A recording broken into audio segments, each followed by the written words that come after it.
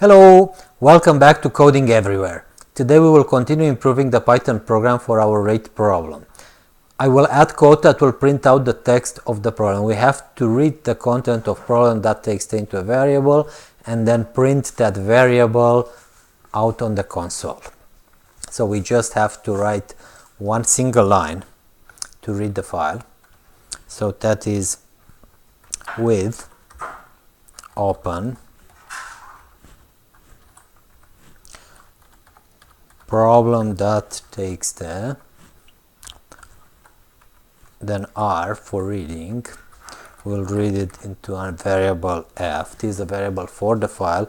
Then colon, and we'll say problem. It's f.read, which means to read the content from f. Then I will just print an empty line and then print the problem. I will save this file and execute it. So now we have the content of the problem from the file printed out in the console. Thank you very much for watching. Please subscribe to Coding Everywhere channel to be updated whenever new videos are uploaded.